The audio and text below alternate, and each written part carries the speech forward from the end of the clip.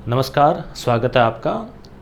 कक्षा 9 की राजस्थान अध्ययन की जो किताब है स्वतंत्रता आंदोलन वाली, पहला पार्ट है 18 सितंबर की क्रांति। तो हम इसको पढ़ते हैं, लाइन टू लाइन पढ़ेंगे और बेसिक चीज़ों को, कुछ एक्स्ट्रा चीज़ों को भी मैंने यहाँ नोट्स में अलग से ऊपर जो हाशिया होता है ना वहाँ पे नोट किया है। तो देखिए 1857 की जो क्रांति है तो वो शुरू हुई, तो वो पूरे भारत में भी हुई, राजस्थान में भी हुई। क्या थी ये क्रांति, आपको ध्यान में थोड़ा सा पहले का याद दिला दें आपको कि अंग्रेज़ लोग जो है यहाँ पे आए थे। 1600 ईस्वी में ईस्ट इंडिया कंपनी बनी। पहले वो व्यापार के लिए आए, धीरे धीरे जो है उन्होंने यहाँ पर हस्तक्षेप करना शुरू कर दिया और युद्ध वगैरह करके राज करने लग गए। कुछ अपने भारत के जो राजा महाराजा थे उनके आपसी फूट का भी उन्होंने पूरा लाभ उठाया और यहाँ पर वो राज करने लग गए। तो उनके खिलाफ उनकी जो नीतियाँ थी, आर्थिक नीतियाँ हैं, उनकी सैनिक नीतियाँ, सामाजिक कारण, धार्मिक कारण, कई प्रकार की चीज़ें थी, उनका विरोध हुआ लोगों में। और लोगों ने, यानी भारत की जनता ने, भारत के लोगों ने, सैनिकों ने, उन सब ने उनका विरोध किया और फिर वो जो अंदर ज्वाला थी, जो विद्रोह की, वो फूट पड़ी 1857 में। तो भारत में जो क्रांति है 1857 की, वो तो शुरू हुई थी मेरठ से और वो हुई थी 10 मई को। और राजस्थान में जो क्रांति शुरू हुई वो हुई थी नसीराबाद से और वो हुई थी 28 मई को। ये आपको दो चीज़ें ध्यान में रखनी है, ठीक है। फिर हम ये बेसिक चीज़ें भी देखेंगे। तो देखो, आपको एकदम लाइन टू लाइन जो है हम चलेंगे, आप ध्यान रहिए इस पे बराबर। मुगल साम्राज्य के पतन के पश्चात देश में उत्पन्न अराजकता। मुगल साम्राज्य आपको पता ही है 1526 से शुरू हुआ था बाबर के समय और 1800 वैसे तो 1857 की क्रांति तक चला, मगर मुख्यतः जैसे औरंगजेब जो है उसकी मृत्यु हो गई थी 1707 में। उसके बाद में जो है ना कमज़ोर हो गया था मुगल साम्राज्य। तो अराजकता से राजस्थान भी अछूता नहीं रहा। औरंगजेब की मृत्यु, औरंगजेब 1658 से लेके 1707 तक, यानी करीब 49 वर्ष तक, लगभग 50 साल तक इसने शासन किया। तो ये तो एक शक्तिशाली शासक था, परंतु इसकी मृत्यु के बाद में जो मुगल आए वो कमज़ोर थे। तो इस उत्पन्न शक्ति रिक्तता को एक बार की तो मराठों ने भर दिया। मराठों में शिवाजी के नेतृत्व में इनका उत्थान हुआ था, फिर इनके कई अलग अलग सरदार आ गए थे। मराठों ने दक्षिण में प्रभुत्व स्थापित करने के पश्चात मालवा और गुजरात, मालवा कहाँ पड़ता है, एमपी, मध्य प्रदेश में, और गुजरात में अपना प्रभाव स्थापित कर लिया। फिर महाराष्ट्र हो गया, मध्य प्रदेश हो गया, गुजरात हो गया। अब धीरे धीरे ये राजस्थान में भी अपना प्रभाव जमाना चाह रहे थे। कौन, मराठे। अतः अब उनके लिए राजस्थान में प्रवेश करना सहज हो गया था। मई 1711 ईस्वी में प्रथम बार मराठों ने मंदसौर के निकट मेवाड़ी क्षेत्र से धन एकत्र किया था। मंदसौर भी मध्य प्रदेश में ही है। हम इसके नोट्स बना के आपको इसलिए नहीं बढ़ा रहे कि ये खुद ही नोट्स ही है, छोटी सी किताब है और ये खुद ही नोट्स ही एक तरह से, तो इसका एक्सप्लेन करेंगे।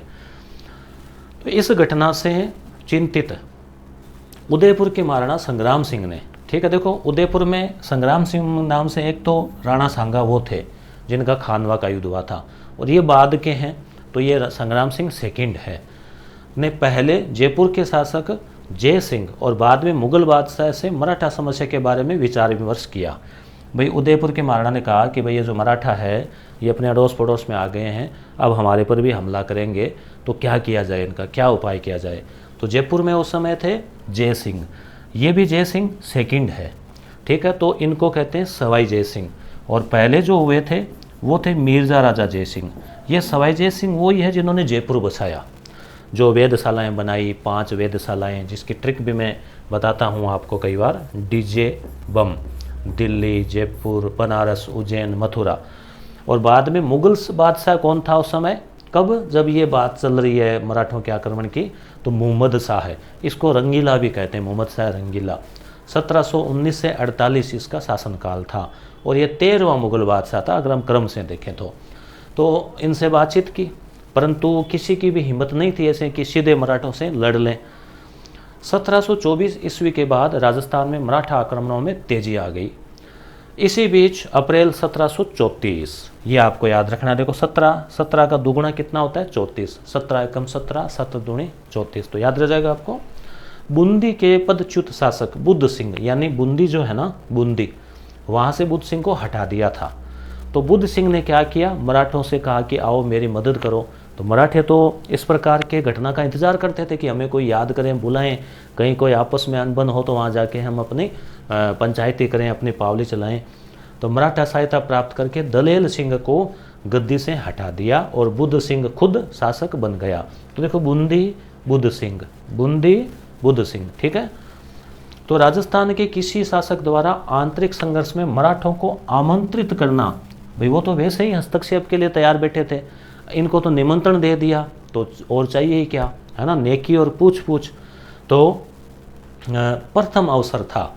बाद में तो राजस्थान में मराठों का हस्तक्षेप बढ़ता ही गया। तो अब यहाँ से एक ऑब्जेक्टिव क्वेश्चन बनता है कि राजस्थान में सबसे पहले मराठों ने कहाँ प्रवेश किया। तो देखो, बूंदी खाने के लिए आए, मिठाई बूंदी होती है ना, बूंदी कतली शादी ब्याह में, तो बूंदी याद रख लेना, सबसे पहले बूंदी में आए, ठीक है। कब, 1734 की बात है, और 1734 में ही वो सम्मेलन हुआ था हुरडा। तो अगला क्वेश्चन जो है वो वहाँ से बनेगा। अगली बात करें, और आप कमेंट करके भी बताना कि भाई ये तरीका ठीक है क्या, आपके अच्छे से समझ में आ रहा है ना, कोई आपके ध्यान में और हो तो आप बता सकते हो कोई सुझाव। अब देखो, 1735 में मालवा पर अधिकार करने के बाद मराठों को राजस्थान पर आक्रमण करने के लिए एक आसान मार्ग मिल गया। भाई मालवा जो है ना अपने राजस्थान के ठीक पास में ही है, एमपी में। तो अब राजस्थान में मराठे कोटा, मेवाड़, डूंगरपुर, बांसवाड़ा में घुसपैठ कर वहाँ से धन पाने के बाद कुछ समय तक संतुष्ट रहे। भाई ये क्या करते थे, एक तरह से वसूली करते थे कि भाई आए, हमला करेंगे, नहीं तो फिर कुछ जो है ले दे के काम कर दो। तो इनको बदले में धन दे देते कि भाई हमला मत करो, ये ले जाओ आप पैसे या टैक्स। लेकिन शीघ्र ही वे राजाओं को नहीं वरन सेठ साहूकारों को भी लूटने लगे।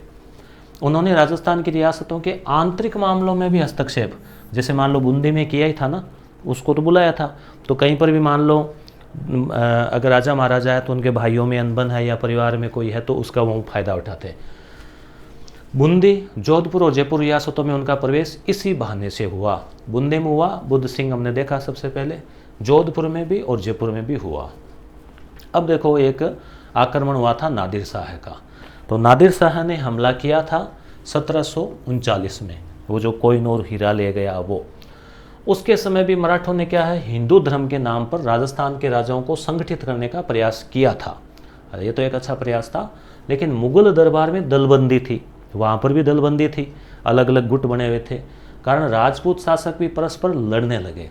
इस प्रकार मेन तो कमजोरी यही थी, राजपूत वीर थे और इन्होंने मराठों को हराया भी था आगे जाकर, परंतु आपस में नहीं बनने की वजह से, आपसी लड़ाई की वजह से ही अंग्रेज़ों को और मराठों को या किसी भी विदेशी हमलावर को या चाहे वो देसी हमलावर को फ़ायदा मिला। इस प्रकार केंद्र में उत्पन्न शक्ति शून्य था, यानी कि भाई दिल्ली में कोई पावरफुल नहीं था, कोई बादशाह के लिए मराठा राजस्थान में आने लगे। अब मराठों में है, साहू ने पेशवा बाजीराव को राजस्थान से चौथ और सरदेशमुखी प्राप्त करने का आदेश दिया। अब ये साहू कौन है, तो देखो साहू का ऐसा है कि मैंने यहाँ ऊपर लिखा है पूरा कि शिवाजी जो है, शिवाजी को तो आप जानते ही हो, शिवाजी ने मराठा साम्राज्य की स्थापना की। 1627 में इनका जन्म हुआ था और 1680 तक ये रहे। तो 1646-47 से लगभग अभियान शुरू कर दिए थे। मराठों के सबसे महान नेता। शिवाजी के बाद में इनके पुत्र जो है संभाजी, वो शासक बने 1680 से लगभग 89 तक। फिर इनकी मृत्यु हो गई, किसी ने हत्या कर दी। तो इनका छोटा भाई जो है, शिवाजी के 2 बेटे थे, छोटे वाला का नाम है राजा राम।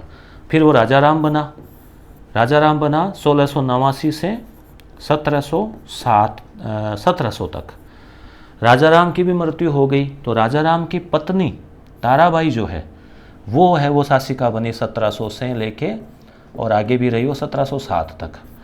अब शिवाजी के जो है बड़े बेटे का बेटा यानी शिवाजी का पोता साऊ, ये क्या उस समय जेल में बंद था, औरंगजेब ने जेल में डाल रखा था। तो 1707 में औरंगजेब की मृत्यु हुई। तो उसके बाद में बहादुर शाह शासक बना, बहादुर शाह प्रथम। उसने क्या किया, साऊ को मुक्त कर दिया कि छुट्टी जाओ। तो साऊ जो है वो आ गया पूना पेशवा में। अब साऊ राजा तो बन गया परंतु शासन का अनुभव नहीं था, इसलिए इसका जो प्रधानमंत्री था तो प्रधानमंत्री को ही पेशवा कहते हैं, पेशवा। ठीक है, तो प्रधानमंत्री जो है वो संयोग से बहुत योग्य था और पावरफुल। तो जो योग्य होता है तो वो पावरफुल भी होता है। तो इसमें पहला जो पेशवा है वो था विश्वनाथ, जो 1713 से लेकर 20 तक रहा। दूसरा जो पेशवा था वो शक्तिशाली था, जिसका नाम था बाजीराव। तो उसको बाजीराव प्रथम भी कहते हैं। ये सेकंड, या सेकंड नहीं, मतलब सेकंड का मतलब पहला, दूसरा, तीसरा पेशवा है ये। तो 2 नंबर पेशवा था बाजीराव। आपने अगर फिल्म भी देखी होगी बाजीराव मस्तानी, क्योंकि ऐसी फिल्में देखने से भी वो थोड़ा करेक्टर सीधा याद रह जाता है जैसे। तो बाजीराव जो है वो बहुत शक्तिशाली पेशवा था, और पूरे भारत में जो है इसके समान उस समय कोई इतना योद्धा नहीं था। और उसके बाद आया बालाजी बाजीराव। तो यहाँ पे हम ये जो बाजीराव है ना पेशवा, इसकी बात अभी चल रही है 1720 से 40, और अभी 1734 की बात हमने देखी। तो इस प्रकार से ये जो है वो पेशवा था। ये भी यहाँ मैंने ऊपर नोट कर दिया है, मराठों का फर्स्ट हस्तक्षेप। इसकी जो PDF है, वैसे तो किताब आपको मिल जाएगी, मगर आप चाहते हो कि भाई एक्स्ट्रा लिखा हुआ ये सब, तो ये PDF टेलीग्राम चैनल पर भी, अपने यस गुरु एप्लीकेशन में भी कंबाइंड PDF हम डाल देंगे पार्ट पूरा होने के बाद। और डेली टास्क के रूप में आपको 3 पेज जो है वो टेलीग्राम चैनल पे डालेंगे कि भी वीडियो हो गया क्लास, अब आप इसके 3 पेज पढ़ लो, याद कर लो। तो मराठों का जो पहला हस्तक्षेप कहाँ पे हुआ था? बूंदी में। किसने बुलाया था? बुद्ध सिंह ने। बाद में फिर जयपुर में, जोधपुर में भी आने लगे। अभी हम आगे पढ़ेंगे हुरडा सम्मेलन के बारे में। तो यहीं पे आपको बता देता हूँ कि हुरडा जो सम्मेलन है, अब मराठों से तो परेशान हो गए, तो मेवाड़ के राजा, जयपुर के राजा, उन्होंने चर्चा की, जय सिंह ने, सवाई जय सिंह ने, और उदयपुर के महाराणा से, जगत सिंह जी से, उनसे, कि भाई अब क्या करें। तो कहा एक सम्मेलन बुलाते हैं, सारे राजपूत राजा एक जगह इकट्ठे होते हैं, फिर कोई समझौता करते हैं, कोई प्लान बनाते हैं कि मराठों को कैसे रोके। तो उन्होंने हुरडा में एक सम्मेलन बुलाया। कब? 17/7/1734, यानी कि जुलाई 1734 में। 17 दूनी 34, ये तो आपको याद रह जाएगा। इधर भी देखो 7 की संख्या काफ़ी है, 7 7 7 17, 17 मतलब खतरा, कि भाई खतरा था मराठों से। तो 17 जुलाई 1734, आप ये सन याद रख लेना केवल, 1734।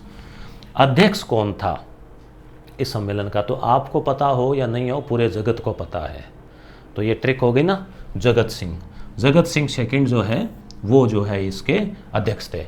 हुरडा कहाँ पड़ता है? भीलवाड़ा में। ठीक है, अब इसमें कौन कौन रियासतें आई, ये प्रश्न बन सकता है, कौन कौन सी शामिल हुई। तो देखो, जयपुर के जो राजा थे जिन्होंने जयपुर को बसाया था, काफ़ी दूरदर्शी थे, सवाई जय सिंह।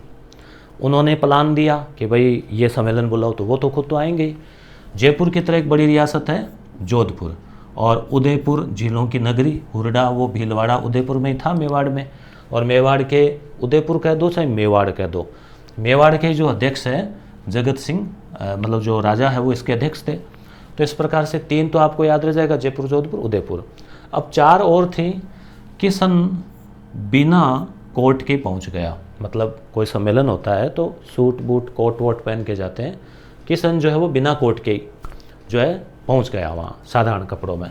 तो किशन बिना, बीकानेर, नागौर, कोट। तो किशनगढ़, बीकानेर, नागौर, कोटा, इसे ट्रिक से भी आप याद रख सकते हो। ठीक है, अब हम देखते हैं आगे कहाँ तक हम पहुँच गए थे। ये यहाँ तक।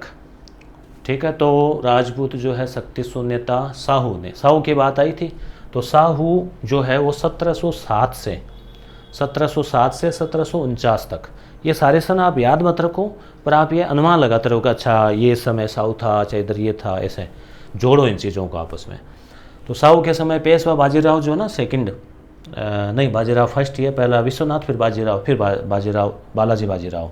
तो ये जो बाजीराव जो सबसे शक्तिशाली पेशवा था 1720 से 40, तो इसको राजस्थान से कहा कि जाओ और वो टैक्स वैक्स लेके आओ, वहाँ से वसूली करके आओ। तो चौथ और सरदेशमुखी, ये कर जो है मराठे लगाया करते थे। सरदेशमुखी लगभग 10% था। चौथ जो ऐसे कहते हैं चौथाई था, वो वहाँ सुरक्षा के बदले और लेते थे। तो 1732 में सवाई जय सिंह जो मालवा का सूबेदार भी था, ये ध्यान रखना, सवाई जय सिंह जयपुर के शासक थे और मुगल बादशाह ने इनको मालवा का सूबेदार भी बनाया। अब मालवा का सूबेदार है, उधर मालवा में मराठों का राज है, तो उसने मराठों ने घेर लिया। जय सिंह ने पराजय स्वीकार ली और 28 परगने मराठों को देने पड़े। 1761 से 91 के मध्य राजस्थान में राजपूत शासकों की कमजोर स्थिति के कारण विभिन्न राज्यों पर मराठों का प्रभुत्व हो गया। तो इस प्रकार से देखो मराठों ने सवाई जय सिंह को भी पराजित कर दिया, बार बार हमले कर रहे हैं, हस्तक्षेप कर रहे हैं।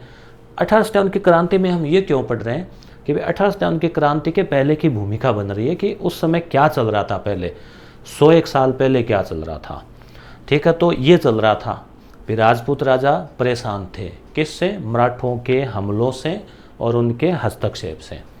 आगे देखिए, राजस्थान में बढ़ते मराठा हस्तक्षेप ने जय सिंह, सवाई जय सिंह, वही जिन्होंने जयपुर बसाया, सवाई जय सिंह कह दो या जय सिंह सेकंड कह दो, 1699 से 1743 तक इन्होंने शासन किया था और अन्य राजपूत राजाओं की आंखें खोल दी कि ये तो पार नहीं पड़ेगा भाई, अब तो कुछ न कुछ मराठों को सबक सिखाना ही पड़ेगा। तो मराठों से मुक्ति पाने के लिए पहले तो धन का सहारा लिया कि ये लो पैसे, चुपचाप बैठे रहो, परेशान मत करो। पर जब धन लेने के बाद भी मराठों का लालच बंद नहीं हुआ तो मराठों ने मालवा खाली नहीं किया, तो पुनः मराठों के विरुद्ध संगठित प्रयास किए जाने लगे। अब धन के बजाय शक्ति के प्रयोग से मराठों को राजस्थान से निकालने का निश्चय किया कि भाई हम सारे एक होके और इनको निकालेंगे। तो फिर क्या हुआ, जुलाई का महीना 1734 में जयपुर, जोधपुर, उदयपुर, अभी भी देखा ना, 3 तो बड़े राज्य, उसके अलावा किशन, बीना, कोट, ठीक है, तो किशनगढ़, बीकानेर, नागौर, कोटा, इनके शासक मेवाड़ में हुरडा, भीलवाड़ा नामक स्थान पर इकट्ठे हुए और 17 जुलाई की बात है ये, एक संधि पत्र पर साइन भी किए कि भाई अब हम, कोई भी हमारे को छेड़ेगा ना मराठा वाला सरदार आके, तो हम सब इकट्ठा होकर हमला करेंगे। और जिसके अनुसार राजा विपत्ति में सहयोग का वादा किया वर्षा ऋतु के बाद कि भाई अभी तो एक बार खेतीबाड़ी है, उसके बाद में विरुद्ध कार्यवाही करेंगे और अगली बार हम रामपुरा में इकट्ठे होंगे। ठीक है, तय किया। किसी राजा के शत्रु को अपने राज्य में आश्रय व शरण लेने की शपथ ली कि भाई हम सौगंध खाते हैं कि आपस में कोई भाग के आएगा ना, कोई किसी का भाई भतीजा, तो उसको हम शरण नहीं देंगे। परंतु इस सम्मेलन के वांछित परिणाम नहीं निकले, इस सम्मेलन फेल हो गया। कैसे? किसी ने भी, सभी के अपने अपने हित, स्वार्थ थे, हित थे और अपने हित त्यागे नहीं, एक दूसरे पे विश्वास नहीं किया। रियासती शासकों में आपस में द्वेष था, ईर्ष्या थी, इस वजह से वो एक नहीं हो पाए। और जहाँ एकता नहीं होती, फूट होती है, तो उसका फिर फायदा उठाया जाता है। परंतु इस सम्मेलन के वांछित परिणाम नहीं निकले। देश था प्रतिभा संपन्न और क्रियाशील नेतृत्व का अभाव रहा। नेतृत्व किसने किया बताओ? यानी अध्यक्षता किसने की हुरडा सम्मेलन की, और प्लान किसका था? तो प्लान था सवाई जय सिंह का, अध्यक्षता की जगत सिंह सेकंड ने। रियासतों की स्वार्थी नीतियां, रियासत मतलब ये जयपुर, जोधपुर, ये जो राजा महाराजा थे, और कार्य संभवतः सम्मेलन की असफलता के लिए उत्तरदायी थे। 1735 में मुगल सम्राट और राजपूत शासकों की सेनाओं ने मराठों को खदेड़ने का पुनः असफल प्रयास किया, परंतु बात बैठी नहीं। अब वो जो बालाजी नहीं, केवल बाजीराव, तो जो बाजीराव है पेशवा, वो अक्टूबर 1735 में उत्तर भारत की यात्रा पर निकला और उसने महाराजा जगत सिंह का आतिथ्य स्वीकार किया। यानी कहाँ पर? मेवाड़ में वो आया और उपहार तथा चौथ का समझौता हुआ कि भाई ये गिफ्ट विफ्ट दे दो और चौथ जो है हमारा जितना बनता है उतने रुपए दे दो। फिर वह जयपुर भी आया।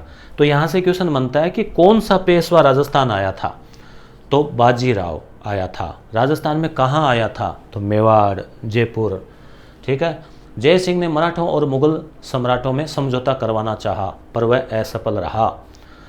पेशवा की राजस्थान यात्रा का परिणाम यह निकला कि मुगलों के साथ साथ राजपूत मराठे के भी करदाता बन गए। एक तरफ तो मुगलों को कर दे रहे थे और अब मराठों को भी कर देना पड़ रहा था। 1738 ईस्वी में मुगल सम्राट की ओर से निजाम को बिना युद्ध किए ही दूरा है सराय की अपमानजनक संधि करनी पड़ी। अब क्या है कि निजाम से भी मराठों का झगड़ा हुआ तो उसको संधि करनी पड़ी, जिसके अनुसार मराठों को मालवा की सूबेदारी और 50 लाख रुपए प्राप्त हुए। तो मालवा मराठों को मिल गया था मुगलों की ओर से। 1742 ईस्वी में यहाँ चल रहे हैं, मराठों ने मारवाड़ में प्रविष्ट होकर सोजत, रायपुर, जेतारण परगनों में चौथ वसूल करना आरंभ कर दिया। ये भी क्वेश्चन बन सकता है कि मराठे कौन से कर लेते थे? तो चौथ और सर देशमुखी। 1787 ईस्वी में, ये इंपॉर्टेंट है यहाँ से, 1787। पहले 1734 एक सन इंपॉर्टेंट था, उसमें हुआ था क्या, हुरडा सम्मेलन। अब है 1787, देखो 7, 8, 7, ये युद्ध है इंपॉर्टेंट, तुंगा का युद्ध। ये प्रश्न पूछा जाता है, राजपूतों ने इकट्ठे होके कि अब तो मराठों को स्वाद चखाना ही है, मजा चखाना है, तो तुंगा नामक स्थान पर इकट्ठे हुए और मराठों को परास्त कर दिया। तुंगा कहाँ पड़ता है, दौसा के पास। तो मराठों को हरा दिया। मराठों में कौन थे, सिंधिया, तो और इधर कौन थे, जयपुर के जय सिंह। तो 1791 ईस्वी के बाद मराठा शक्ति क्षीण होने लगी, कमज़ोर होने लगी, और इस समय दक्षिणी भारत में अंग्रेज़ों ने पैर पसार लिए। समय के अनुसार चीज़ें बदलती है। अब मराठे धीरे धीरे कमज़ोर हो रहे थे, कारण ये था कि वो आपस में भी लड़ लेते थे, वो जो सरदार थे। तो अंग्रेज़ों ने इसका फ़ायदा उठाया और वे राजस्थान में घुसने का प्रयास कर रहे थे। कौन, अंग्रेज।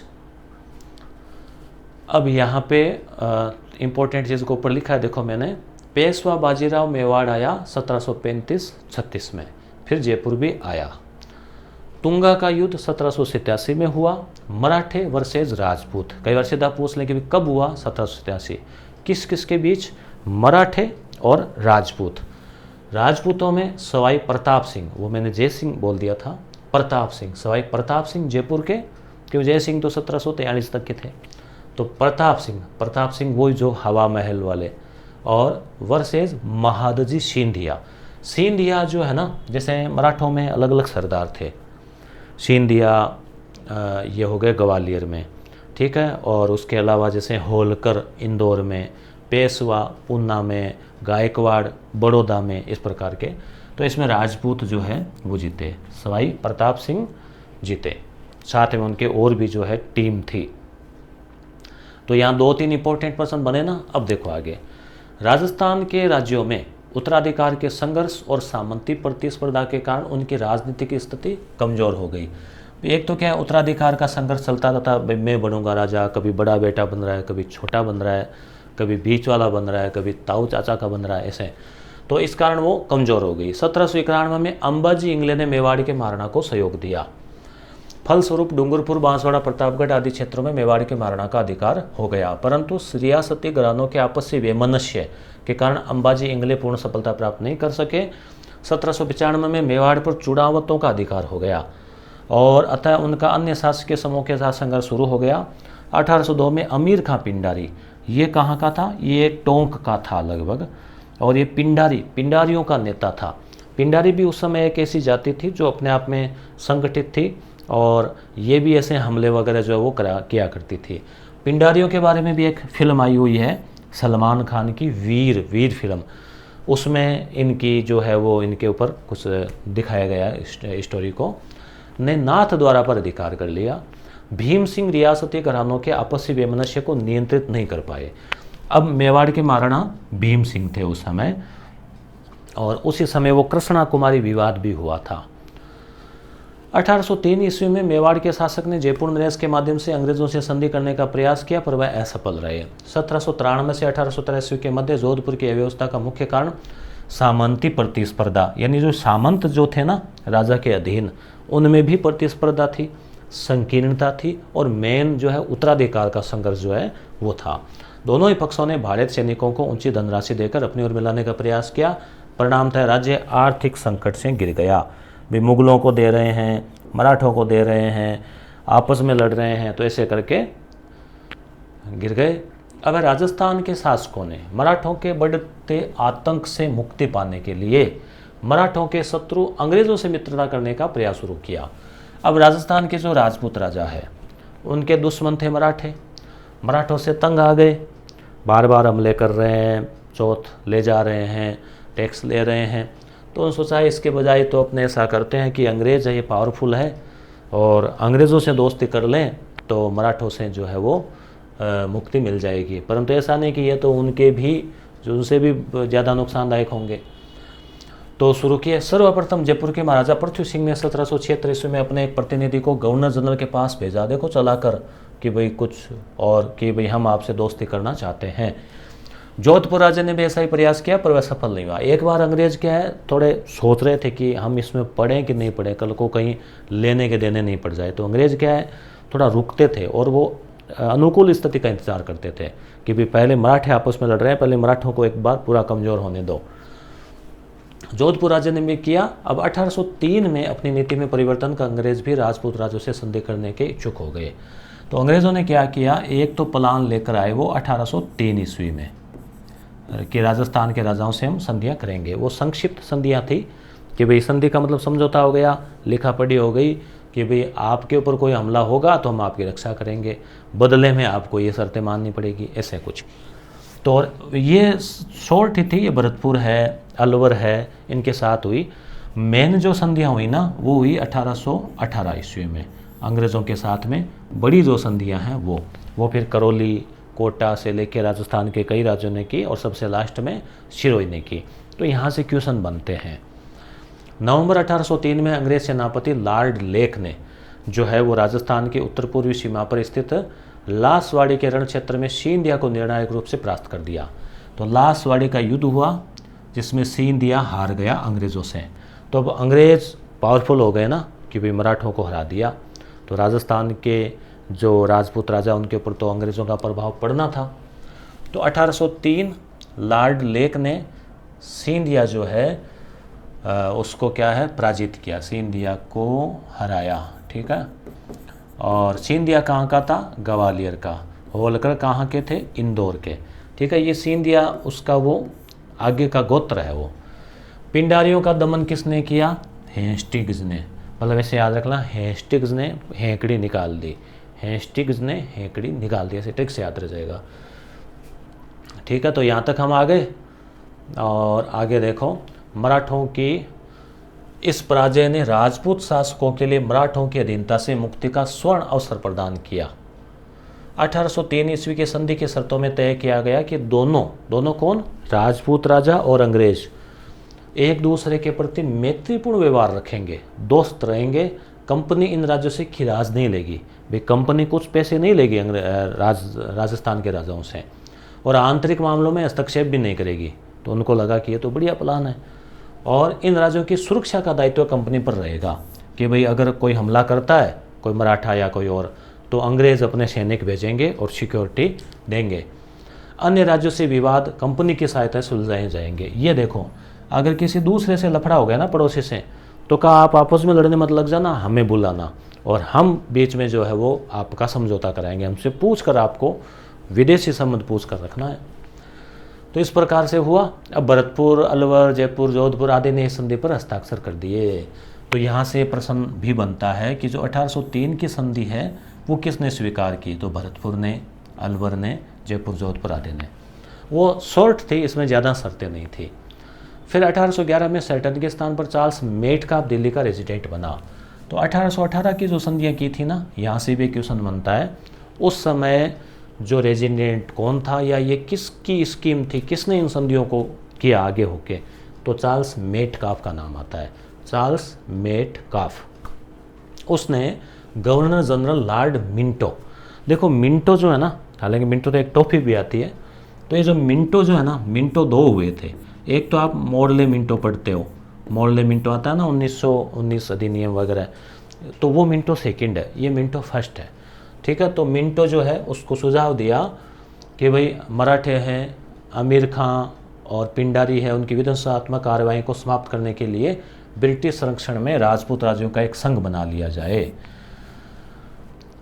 ये मेटकाफ ने कहा कि भाई हम राजस्थान के राजपूत राजा है, वो हमसे तैयार है संधि करने के लिए, और हम भी मराठों से परेशान है, हमें भी लड़ना है, उनको भी लड़ना है, पिंडारियों से हम परेशान है, तो क्यों न हम उनका सहयोग ले लें, और वो भी हमसे सहयोग चाह रहे हैं और संधि कर ले, मौका जोरदार है। तो उन्होंने फिर, अंग्रेज़ तैयार थे संधि करने के लिए। तत्कालीन गवर्नर लॉर्ड हेस्टिंग्स सभी विरोधियों का दमन करके भारत में कंपनी की सर्वोच्च सत्ता स्थापित करना चाहता था। कौन सी कंपनी? East India company. तो इसने पिंडारियों का दमन किया, ये सीधा दमन में कि इनको शक्ति नष्ट कर दो, किंतु यह तभी संभव था जब होलकर और सिंधिया को उनके राज्यों में सीमित कर दिया जाए, नहीं तो फिर क्या वो बार बार, अब ये भी क्या आपस में एक नहीं हो पाए, इस वजह से अंग्रेज हावी हो गए और पिंडारियों की शक्ति का दमन किया। इसके लिए राजपूत राज्यों को संरक्षण में लेना जरूरी था। अब मान लो आप सोचो, होलकर, सिंधिया, पिंडारी, राजपूत सारे एक आ जाते तो अंग्रेज़ों की कोई मजाल थी, उसी समय भाग जाते। परंतु ये हुआ नहीं ना, अंग्रेज़ों के लिए अनिवार्य था, क्योंकि ये राज्य सिंधिया, होलकर और पिंडारियों के प्रभाव क्षेत्र में थे। अतः अंग्रेज़ों ने 5 नवंबर 1817 ईस्वी को होलकर से नई संधि करके राजस्थान के राज्यों के साथ संधि करने का अधिकार प्राप्त कर लिया। ठीक है, तो अब देखो मेन बात यहाँ पे आई, जो अभी तक हमने पढ़ा उसका मैं कंक्लूजन करता हूँ, फिर आपको ये रियासती शासक याद करने हैं कि भाई 1857 की क्रांति हुई। ठीक है, उससे पहले क्या चल रहा था? तो पहले भारत में तो मुगल साम्राज्य कमज़ोर हो रहा था और राजस्थान में राजपूत राजाओं की शक्ति भी कमज़ोर हो रही थी। एक तो उनमें आपसी द्वेष और वैमनस्य था, दूसरी तरफ जो मराठा जो है शिवाजी थे और उनके बाद तक ठीक स्थिति थी, उसके बाद मराठे जो है वो आपस में ही लड़ रहे थे। दूसरी बात, हमलावर भी हो गए वो। पहले तो उनका संघर्ष सीधा केंद्र से था, दिल्ली से, मुगलों से, फिर अब वो क्या है हमलावर के रूप में हो गए। तो वो हमला करते, राजस्थान, गुजरात, मालवा तक आगे राजस्थान में भी हमले करते, पैसे लेते। कई बार ये होता कि इधर से पैसे मिल रहे हैं इतने, दूर से साइड से ज़्यादा मिल रहे हैं, तो वो उसको रद्द करके वो वाले उधर मुड़ जाते। तो ऐसी स्थितियाँ हो गई। तो राजस्थान के राजा परेशान हो गए और उन्होंने हुरडा सम्मेलन बुलाया, वो भी सक्सेस नहीं हुआ 1734 में। फिर और प्रयास किए, बात नहीं बनी। फिर क्या हुआ कि धीरे धीरे मराठे कमज़ोर होने लग गए, अंग्रेज़ उनको पराजित करने लग गए। राजस्थान के राजाओं ने अंग्रेज़ों से कहा कि भाई हम आपसे दोस्ती करना चाहते हैं। उन्होंने कहा एक बार रुको, हम सोच रहे हैं। तो 1803 में थोड़ी बहुत संधियाँ हुई। फिर 1818 में मेटकाफ स्कीम लेके आया। उसने कहा कि नहीं, ये स्कीम तो शानदार है, बढ़िया है। हेस्टिंग्स जो है वो दमन करना चाहता था पिंडारियों का, उसने किया। तो इस प्रकार से 1818 में जो है वो संधियाँ होने लग गई राजस्थान के राजाओं के साथ में। फिर कहानी आगे बढ़ेगी, अभी 1818 आया, 1857 तक पहुंचना है। ठीक है, तो अब देखो क्रांति जब हुई थी, यहाँ से भी सीधा सीधा क्वेश्चन बनता है। ये 6-7 क्वेश्चन ही है कंपटीशन एग्जाम के, और इम्पोर्टेंट है कि भाई राजा कौन था ना, रियासती शासक। तो कोटा में राम सिंह, जोधपुर में तखत सिंह, ठीक है, आहुआ के ठाकुर से लड़ाई हुई थी वो। भरतपुर में जसवंत सिंह, उदयपुर में स्वरूप सिंह, जयपुर में राम सिंह द्वितीय, सिरोही में शिव सिंह, धौलपुर में भगवंत सिंह। देखो सिरोही वाला तो ऐसे याद रह जाएगा आपको, भगवान शिव वो पहाड़ी पे कैलाश पर्वत पे रहते हैं। सिरोही में सबसे ऊंची चोटी गुरु शिखर है, तो ऐसे आप। धौलपुर में भगवंत सिंह, बीकानेर में सरदार सिंह। इनका भी एक क्वेश्चन अलग से बनता है कि कौन सा रियासत का राजा था जो विद्रोह के दमन के लिए, अंग्रेज़ों के साथ तो था ही, सभी थे, राजस्थान से बाहर भी गया तो पंजाब भी गया। तो देखो सरदार, वैसे पंजाब में सरदार जी होते हैं, तो ऐसे आप ट्रिक से याद रख सकते हो। करौली मदन पाल, टोंक में नवाब वजीरुद्दौला।